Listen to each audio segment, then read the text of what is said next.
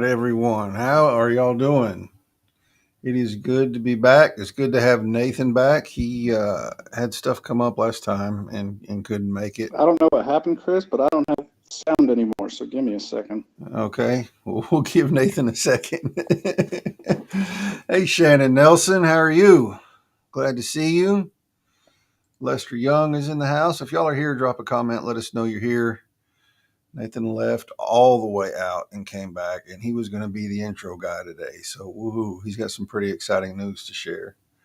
I hadn't seen him in a while because he got booted off of LinkedIn for some unknown reason and has not been back. He said he's probably not coming back either. He's tired of the bull crap. So, yeah, there he is. There we go. Can you hear me now? Yes, I lost sound and then I lost everything. So Oh, no. I guess we're going to have one of those days. Yeah, what's up, Brittany Gonzalez? Good to see you. So it's good to have Nathan here on LinkedIn with us. I was just telling everybody, you got the boot a while back, and we're like, you know what? Screw this. But we still talk to him in Slack and stuff. So he's still around. He hadn't gone forever. I'm still around. Hey, John Davies. I think our guest tonight knows John. Darren is here. Hey, Darren. So, Nathan, tell us the news. The next step that happened in your TEDx venture. That's right. Nobody knows. Well, Nobody knows. Well, I mean, I know, and a few other people know, but nobody on LinkedIn knows. So I was invited by TEDx Breckenridge to come do a live audition, which Yes, is a pretty super huge deal, even just getting an audition. I mean, hundreds of people apply to do this. right. And 22 people were selected for live audition. Wow. So that was just this past Saturday. And from that live audition, they will select 10 people for the actual TEDx stage. Out of 22. Out of 22. So you almost have a 50-50 shot. Just about. Yeah. That is awesome, dude. That's exciting. So we will see what happens from here, but I don't know. Like I was telling you backstage, I feel like I did everything that I could. I feel good about it, but it's really just up to them and whether I'm what they're looking for or not. Yeah, well, it's such a controversial, or not, maybe not even controversial, but such a heavy topic and such a topic nobody else talks about. I would think, and I don't know how TEDx people works. This is just straight assumptions. I would think something like that would be something that they would want to have because it's thought provoking, it's provocative. You know what I mean? Mm-hmm. Mm-hmm. Yeah. We'll see. Yeah, it is great and it is exciting. So he started talking about this. When did you give that TEDx or the Toastmasters talk? February? It was either February or March. Yeah, so that's when this all started. We've talked about that before when he did the speech at Toastmasters. Yeah, my Toastmasters club. And one of the people in there is a TEDx coach and was like, you need to do this.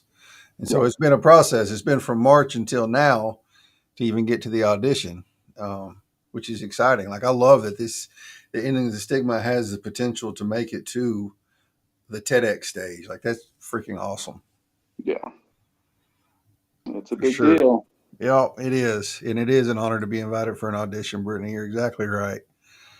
Just to make it that far, 22 out of hundreds is pretty cool. And I was also telling Chris backstage for everyone else, the audition was live, so I had to drive up there. And Breckenridge is about a 2.5-hour drive from here. So it was leaving my house at 6:30 in the morning to drive 2.5 hours to talk to them for exactly 7 minutes to turn around and drive 2.5 hours home.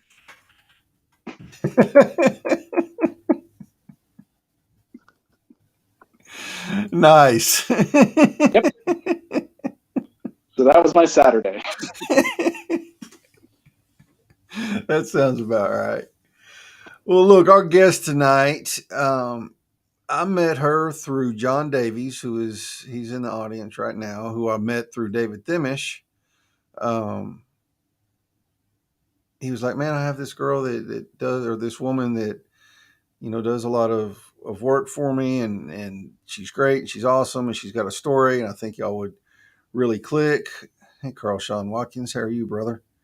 Um, yeah, sorry, y'all. I'm straight up scrolling out on the comments. 7 minutes in heaven, right? Anyway, he was like, "Man, y'all have a similar story, with a background in drugs and incarceration and stuff. Y'all should connect."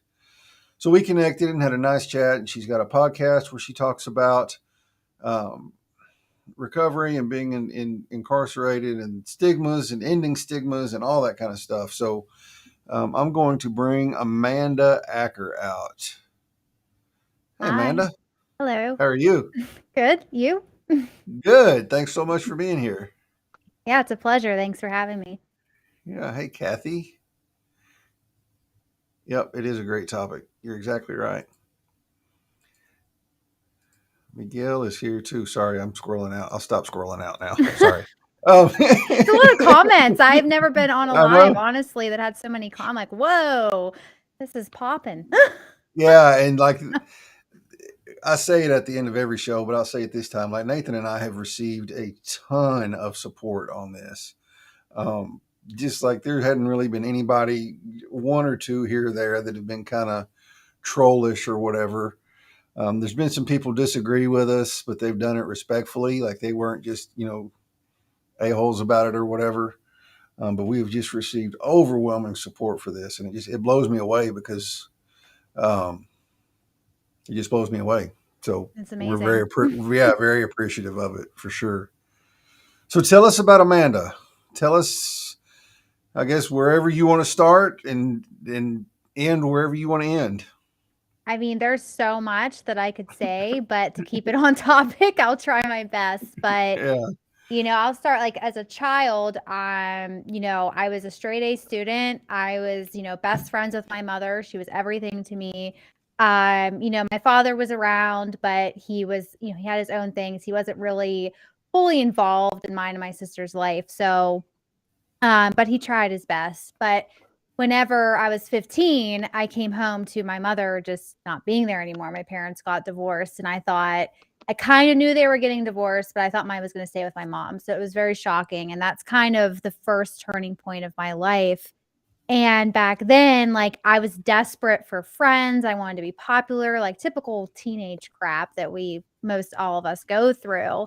But what happened was senior year of high school, it's funny. Sorry. I know it. These comments are distracting.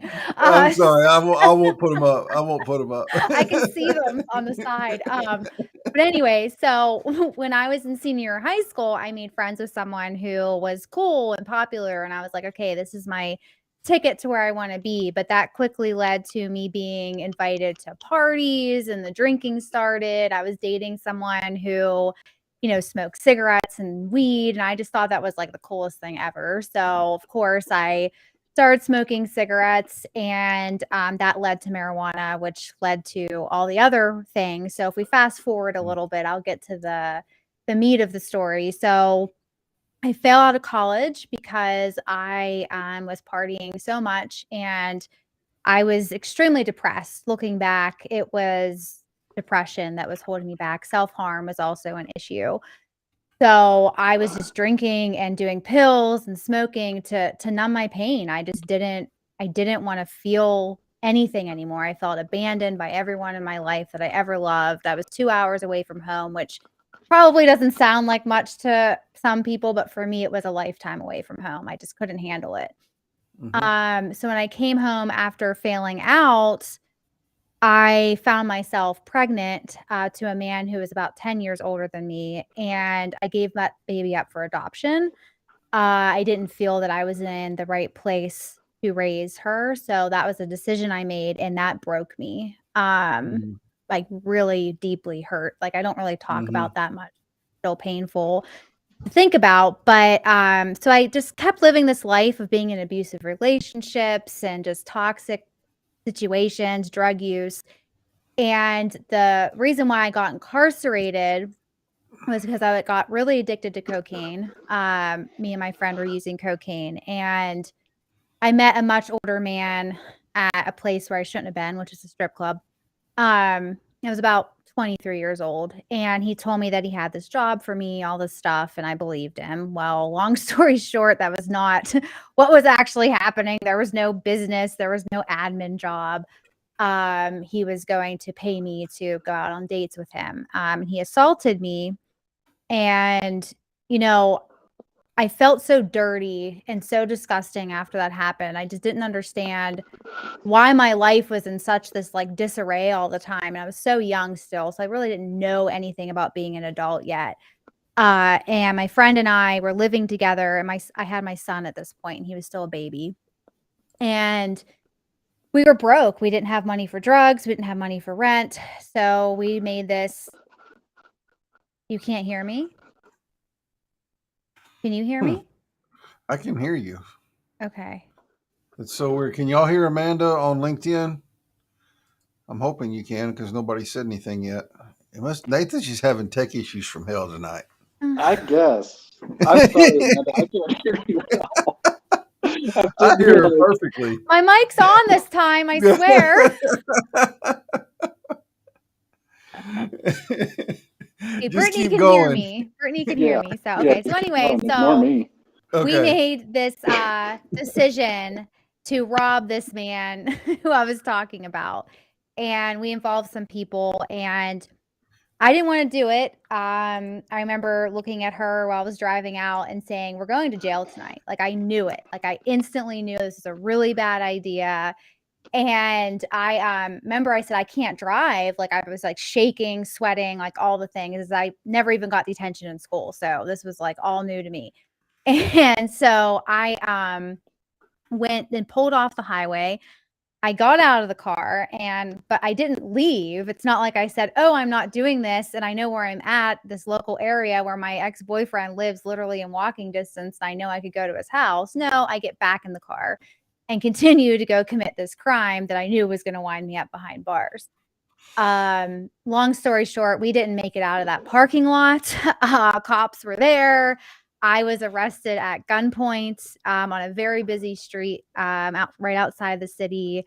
I was face down on the pavement. I have never experienced something so traumatic and so humiliating. And just I didn't know what to do. I'm crying hysterically. Like I couldn't breathe. Like I just couldn't stop crying. And the cops told me that if I tell them everything, that I wouldn't go to jail. And I'm thinking, well, okay, like this is my ticket. Like I'm going to get out. You know, I don't have to go to jail. I can go pick up my son, which was what I was supposed to be doing.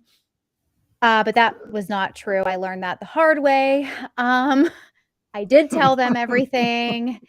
And I got hit with a $10,000 straight bond, just like everyone else. And now everyone knows that Amanda narked and told the cops everything, not just in person. I actually wrote it too. So everyone had a copy of that. That was fantastic. Oh, yeah. Nice. Yeah.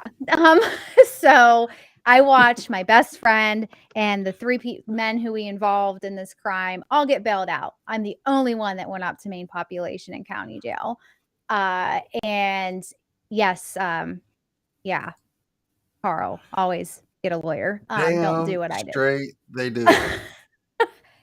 So anyways, I'm the only one who goes up to main population. And mind you, like I said earlier, Amanda didn't do this type of stuff.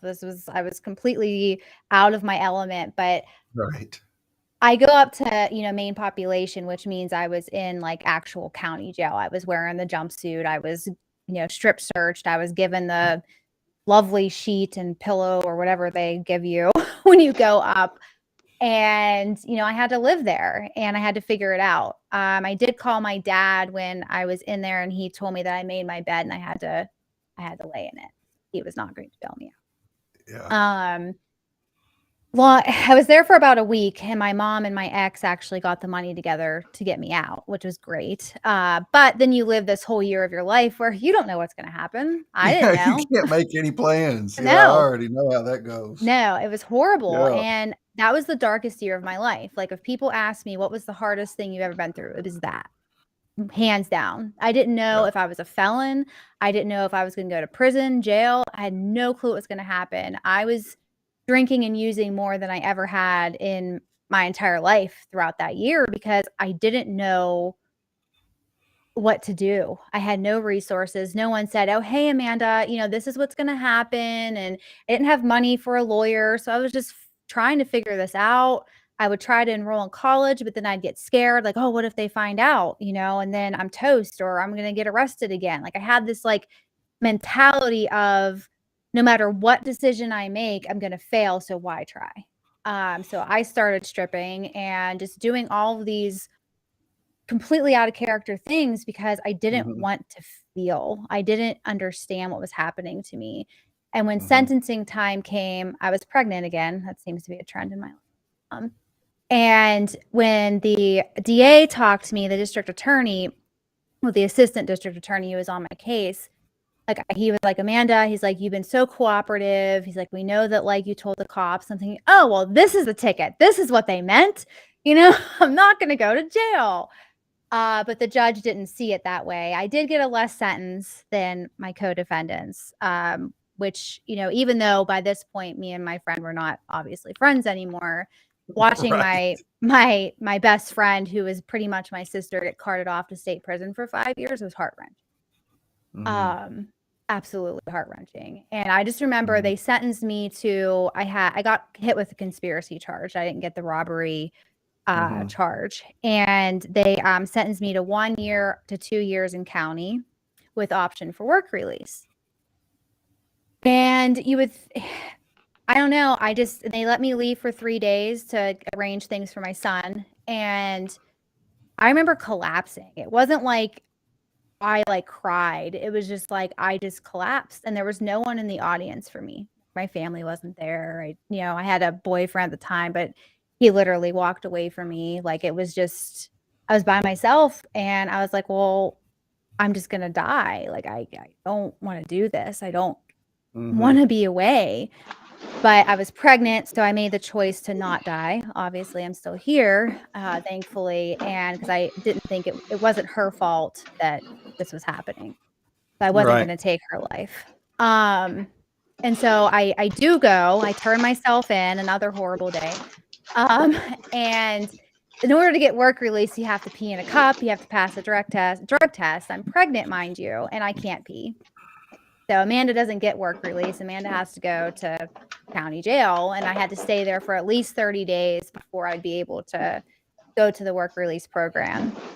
And I don't know, it was just, I made it work. I didn't think that I was the type of person who could go to jail. I mean, I don't even know what that means at this point in my life after all the things stories I've heard and people I've met, and I survived, and I met amazing women in there, women who, were in there for all different sorts of things, from drugs to back child support to crimes like I did, but none of them were bad people, and that was my thing. I was scared because I thought I was going to be locked up with all these crazy women who were going to beat me up, but it wasn't like that. No, it wasn't a good experience. I'm not condoning going to jail by any means, but it's not what I thought it was going to be.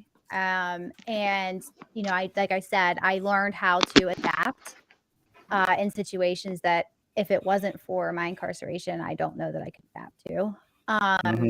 And I did go to work release, which was good because I was able to go to my doctor. I didn't have to be shackled when I gave birth, which I know is a huge problem in the prison systems, which I think is completely wrong. And I'm grateful that I didn't have to experience that, but I think that it's something that needs to be talked about more. And then after being released from jail, I didn't have a wake-up call. It didn't change my life. I still had no idea how to be an adult. I was still using, still toxic relationships. And it wasn't until about 3 years ago that I had that wake-up call when I was crying in my closet by myself, contemplating ending my life again, that something came to me. I don't know if it was God. I don't know what it was, but something told me that I had to keep going because the common denominator in all these scenarios was me. Like, what is it about me that is, putting myself in these situations. Like, why do I think so low of myself? Like, what happened that I feel I don't deserve anything good? No one came to me and said, Amanda, you have to be in this abusive relationship. Amanda, you have to commit this crime to be accepted. I made those choices, and I had to take ownership for that and start working through those things. I've been sober for 3 years, haven't picked up a drink in that long, haven't touched any hard drugs or anything. Like, I just been trying really hard to stay sober and go to therapy. And I'm right now doing exposure therapy to overcome some PTSD from some relationships and just really working on myself. And now I have a podcast. I share my story openly. I know I skipped over a lot. There's so much to say. I know. Like, people tell me, it'll say, like, tell me your story. And I'm like, oh my God. Like, where Yeah, do you even. do you really want that? I mean, we could spend like a whole year. I can maybe get it all out, but Right. but thank you. It's hard, and sharing the stories of others though, beyond my own, has inspired me so much to keep going. And it seriously is what fuels me to keep going. Mm-hmm. Seeing the stories of, I know Lester Young, so I'll use him as an example, but seeing what he's doing in the world and like, wow, like I can do that. My past doesn't define my future. Before anything, we're all human first. And some of the stories I've had on my podcast and these people that were in prison for 20 plus years who are out there making a true difference in this world, and it's just an amazing experience. And I love my podcast, and I love sharing my story. And I know I was a little all over the place, but I haven't told my story. That's how. Stop talking. No. Please don't stop talking. Oh, oops, I just went. Yeah, no, don't stop talking at all. Like, I love it. I like hearing people's stories, and like hearing, especially having come from the drug world too. I get it, and it's just, it never ceases to amaze me, even though I've heard the story thousands of times and lived it, or maybe not thousands, but a bunch of times, and lived it myself, of seeing the progression of what drugs do to a person and how they affect I don't ever say the drugs made me do the things that I did, but they were sure an disinhibitor. You know what I mean? Like, you don't think straight. You think, like you just didn't want to feel, so you started stripping. Yep. You wanted to rob this dude, or you didn't want to rob this dude, but you did rob this dude. Like, just when I look back, and just a string of terrible choices I made, and none of them were sober. They were all, I was, like a friend of mine used to say, spun up like a research monkey, like it was just pretty accurate. Yeah. Wired to the gills. Oh, this is going to be a good idea. Yeah, it is, Brittany. It's very powerful. And just to hear the evolution of the bad choices, and then the evolution of the good choices after. Yeah. You know what I mean? Like, you think, okay, I can't do this anymore. I need to do this if I want to get these results. Yeah, I'm glad you said that, because that was going to be my next question, is tell us a little bit more about the podcast. Yes. So my podcast is called Some People Get It Wrong.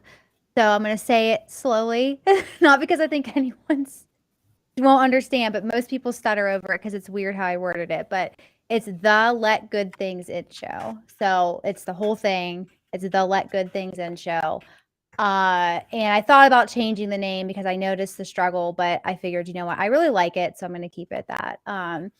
And I started my podcast, honestly, to share my own story because I didn't know how to tell it in a way that wasn't jarring. So I didn't want to just go on Facebook Live and like, hey guys, I'm a convicted felon and I did drugs, So, right.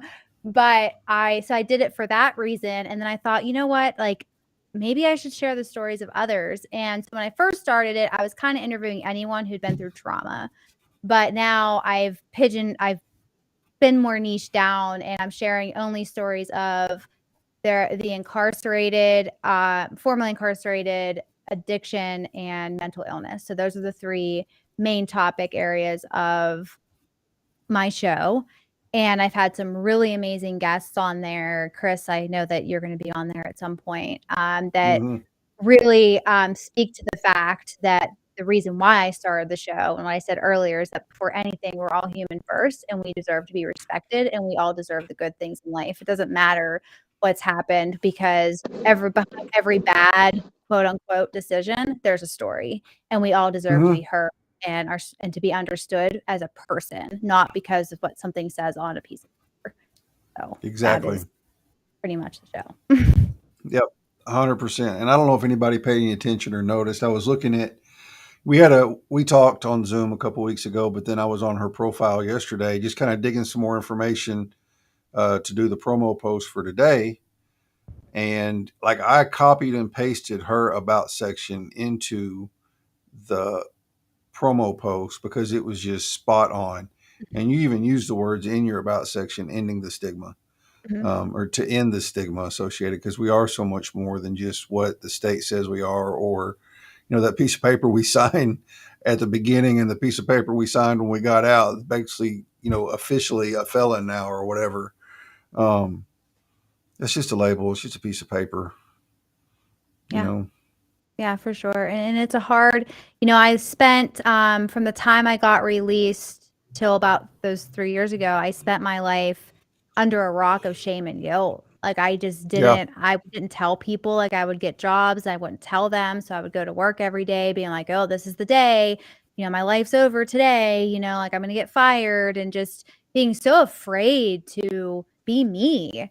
Once I stopped being afraid of being me, my life has changed in the most amazing, positive ways, because I stopped caring so much about, oh no, someone might not like me. Like, who cares? Everyone's entitled to their opinion. I don't expect everyone to be on my side about these things, but this is what I feel is needed in the world. So I'm going to use my voice to help end the stigma. Like that. 100%. And you're not doing it. I mean, there's always going to be the naysayers and the ones that disagree or the ones that don't like you for it. But Nathan brings this up all the time is, we do this for all the reasons to focus on ending the stigma. But part of, to us, being successful coming out of prison is, we feel like we have the responsibility to show the other people that are fresh out that it can be done. You don't have to be stuck working a crap job, barely making ends meet. I mean, it might be tough to find it. You're going to have to work your ass off to get into it. Nathan had to work his ass off to get where he's at. Lots of rejections, lots of applying. And he got his college education while he was in there, and then got his MBA whenever he got out, and still got turned down a lot, way overqualified for a lot of the jobs he was applying for, but he stuck with it. And so we kind of feel like it's our responsibility is, we share the stories to raise awareness and help end the stigma amongst the people that have never been to prison. But then there's also all these people coming out that, reach out. Hey, I'm so glad you're sharing your story, man. I've been to prison too. You have any resources? They don't talk about it because they have that same shame and guilt. And so it's a two-edged sword. You know what I mean? Yeah, for sure. Like I want to be who I needed all those years ago. Mm-hmm. I want to be that beacon of hope that could have completely changed how I looked at myself when I got out, because I hated myself.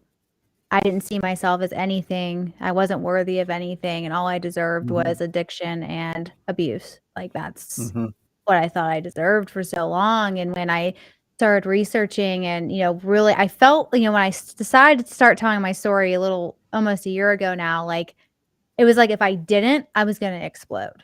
Like I had to get it off my chest. Like it just wasn't an option anymore. And I confided in someone in the online space and told him my story. And he goes, Amanda, he's like, your story could change lives. He's like, you have to tell this story. And I haven't stopped since that conversation. And it's hard. I'm not saying that like being here telling the story or in any circumstance is always easy, but I do it because if just one person can hear the story and it can help them keep going, that's what I want. So I swallow my fear and do it anyway. So Yeah, and whenever you first start sharing it, it can be a little nerve wracking. It can be a Yeah. little, ugh. Do I want to Mhm. hit post? Do I really want to go live and talk Yeah. about this? Um, but it's the more support you get, the easier it's going to get to do it. I think the more people hear about it, because you saw all the people that are here tonight. Um, and I pick on Darren all the time. He's been a guest, but he's a former warden in the Texas Department of Criminal Justice. Oh, wow. And now he works for Cornbread Hustle, which is a second chance recruiting and staffing agency. They only deal with people coming out of not only now, but they started out dealing with people coming out of prison and people in recovery, help get like real jobs, good jobs, very good paying Nice. jobs. So we've got support from people who have just never even thought about it before, to people that used to work on, play for the good side, Yeah. and see the need that these conversations need to happen.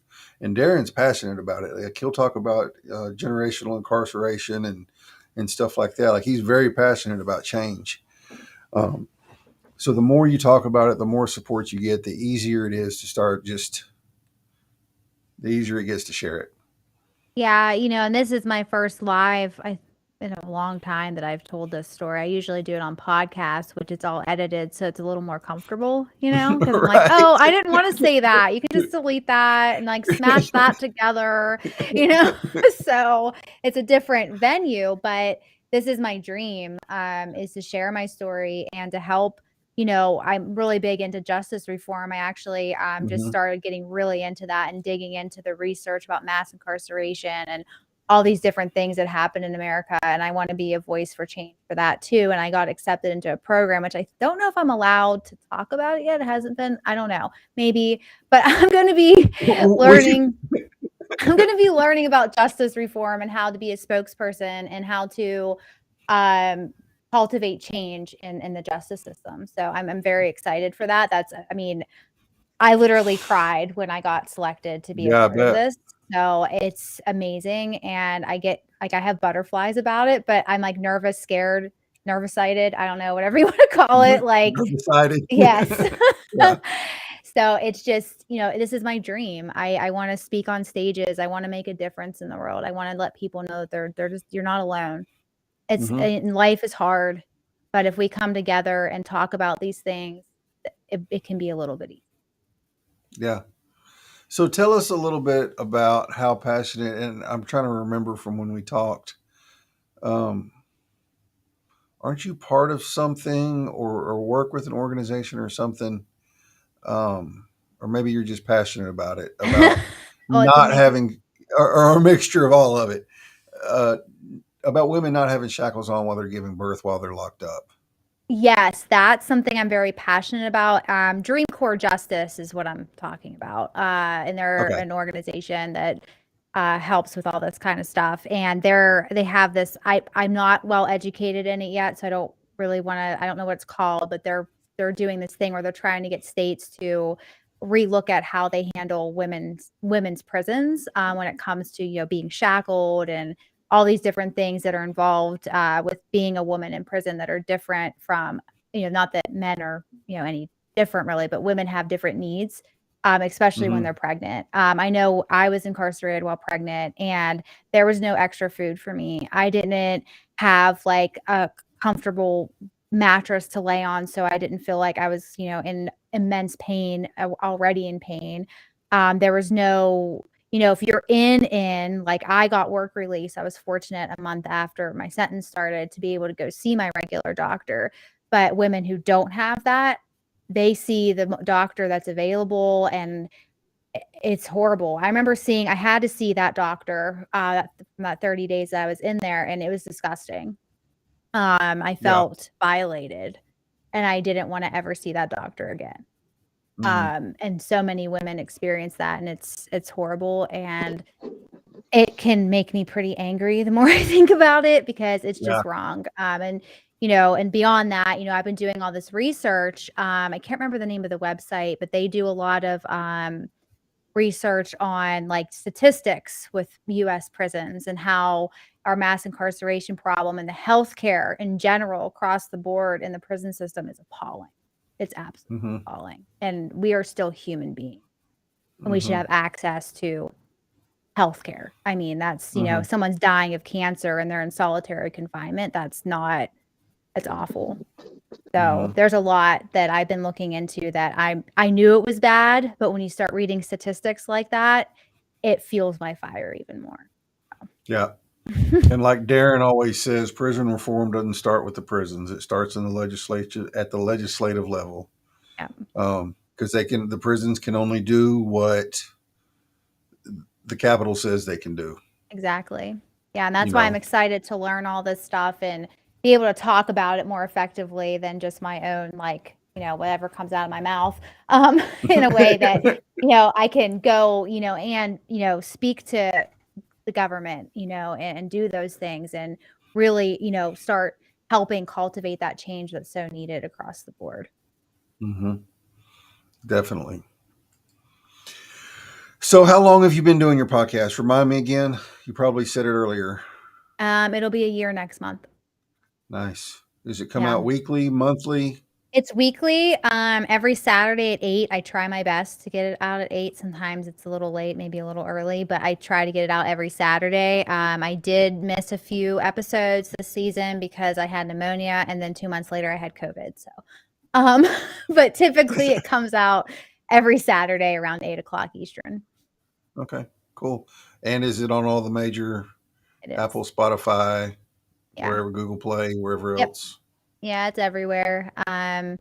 It's growing. And I'm, I love, like, I share so much. Like, the one I released this past Saturday, she's not a formerly incarcerated person, but her story revolves around suicide and abuse. And this story, it was jarring because I didn't do a whole lot of research on her. I was like, I'm just gonna, like, see where this goes, and there was one part of her story where I literally gasped, like, it was that shocking.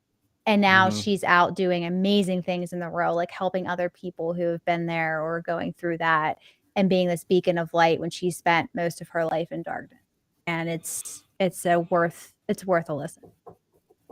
Yeah. Sorry, the cleaning lady's knocking on my door. Oh, I was like, was somebody knocking? Yeah.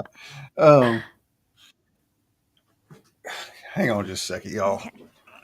Oh, Brittany, my podcast is the Let Good Things In show.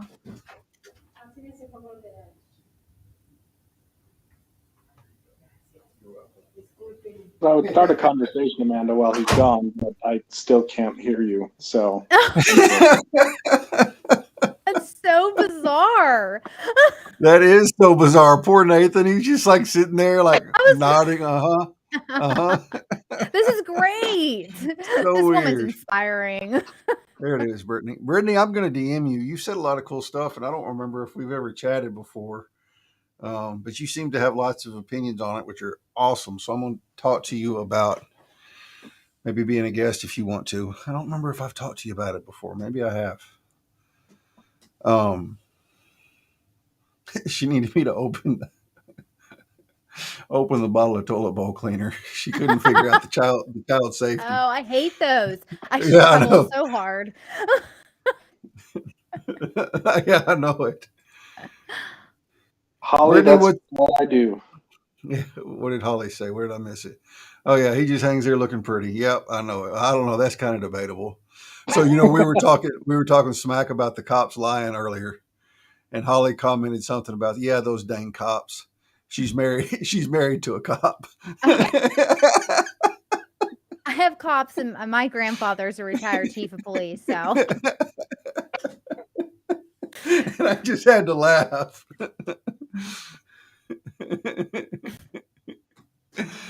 Yeah, Miguel, you're actually lucky. I remember to turn the closed captions on because about half the time, LinkedIn, you have to turn them on manually before you create or finalize the broadcast. And about half the time, I forget to do that. So I remember to do that on this one. Okay, we're not going to let Holly start talking about her cop husband now. So what's next on the horizon for you? Like, Oh, Where I do you wish I see knew. yourself? You wish you knew. I love it. Yeah. Right now, I'm going to be doing this cohort to learn about justice reform from the bottom to the top. I hope to be working in that field for the foreseeable future in some capacity. And I'm also looking to be a podcast manager to help other podcasters, succeed and grow their shows. So I'm super passionate about podcasting too. So I'm excited for that and grateful for all the opportunities. I mean, right now I have a day job where I'm an office manager at a mental health practice, which I mean, there's so much need for therapists right now. So I give props to anyone who may be listening who's a therapist because it's really difficult right now when I have to turn 90% of clients away because I just don't have any therapists for them to talk to. So but yeah, I mean, I just want to do a lot in justice reform. I want to help the community. I want to mentor people who are in my local county jail. And I also want to become a public speaker and start telling my story in a more effective way and help, just go into prisons and talk to people. I mean, that's a huge dream of mine. So yeah, not, Cool. all that all at once.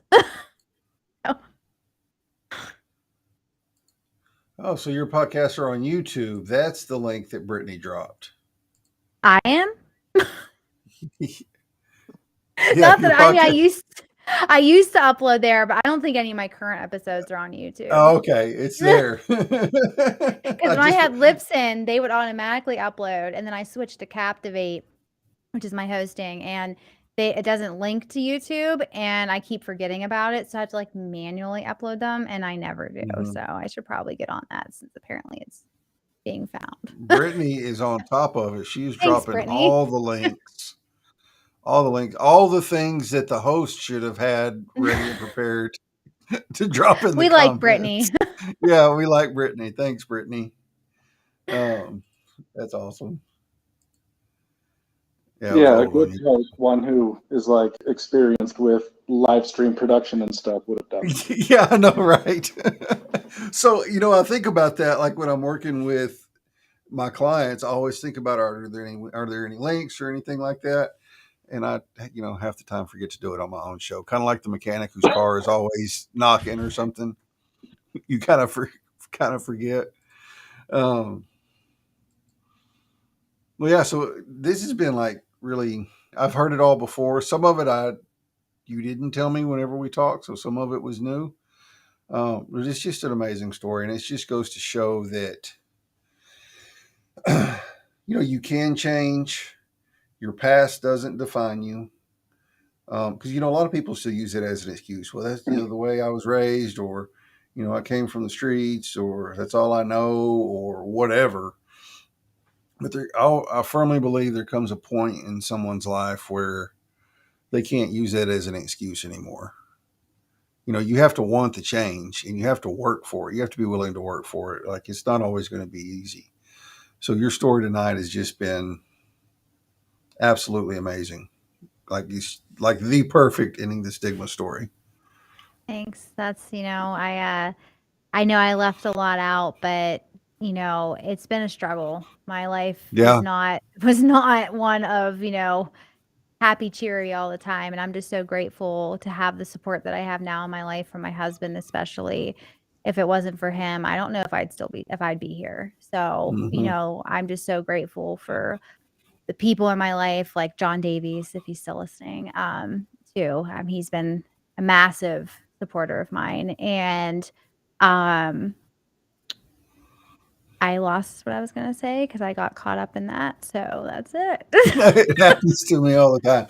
And I said earlier, I need to correct myself because I said earlier we met through John Davies. That's how we got connected to like talk about this. Yeah. But the day we were going to Zoom, like I didn't put Amanda Acker together with the Amanda Acker I was connected to on LinkedIn. But the day we were going to Zoom, I'm searching her out on LinkedIn trying to find her, and she pulls up First Degree Connection, and I'm like, oh, it's that Amanda. Okay. I know who this is now. That's me. Yeah, that Amanda. I got you. Oh, good, John. You heard your Yeah, shout John's out. still here. Yeah, Much love. Yeah, John was here yesterday for what started out as a dumpster fire of a live stream show, but Holly jumped in and saved the day on that one. And she did amazing. Absolutely amazing. So cool. Well, this has been fun. Is there anything else you want to, I mean, we've still got like 15 minutes. If there's anything else you want to, you packed a lot into 45 minutes, really 35 minutes, I because talk Nathan and I fast. talked for 10. Yeah. No, I mean that, not much else to say. I'll just repeat myself, that to remind everyone that, no matter what you've been through, there is hope. And, your past doesn't have to define your future. And before anything else, we're all human first, and we all put our pants on the same way every day. So go out there and follow your dreams, follow your passions, and you will be amazed once you start, being true to yourself, what kind of opportunities just end up in your lap like they did for me. Keep going. You're worth it. And I'm rooting for you. Right on. You are worth it. All right. So Holly, if you had been here at the beginning, I better not rag.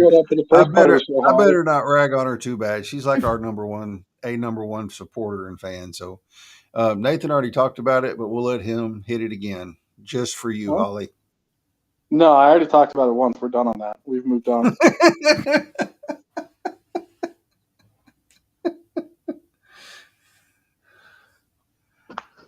Come on, man. Look at that. She said, well, crap.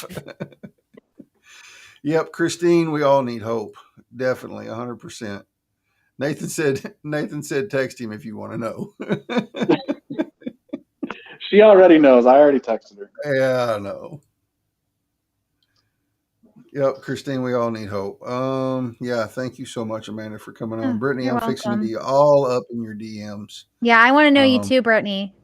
I hope I remember. My brain's a little scattered right now. So Brittany and I have been connected for a while, and she always shows up to these. And I think she's crossed my mind about coming on the show, and maybe we've talked about it, but I've slept since then and, work 14, 15-hour days. So gross. Yeah. It's never fun. No, but part of it's the day job and part of it's the side hustle producing. I get it. So, well, this has been fun. Nathan, anything you want to add? Definitely not anything about the TEDx talk. Yeah. Well, I was going to ask if you could just recap everything that she said because I missed all of it. So I feel so bad he can't hear me. That's terrible. Just it's so sitting weird. There bored out of his mind. Yeah, I could hear her just fine backstage before we went live. Right. And then she came on. Nothing. And nothing. That is so weird because we can all hear her. And we can hear you. I can hear you. I can hear him. So I don't know what the deal is. This just wasn't meant to hear my story. I don't know. We can go back and watch it on YouTube. Yeah. Since he's not on LinkedIn anymore. I guess old Nathan Menzenreed could go watch it on LinkedIn. Well, y'all, this has been good. Let me pull up my calendar because I don't have it pulled up and see who I have.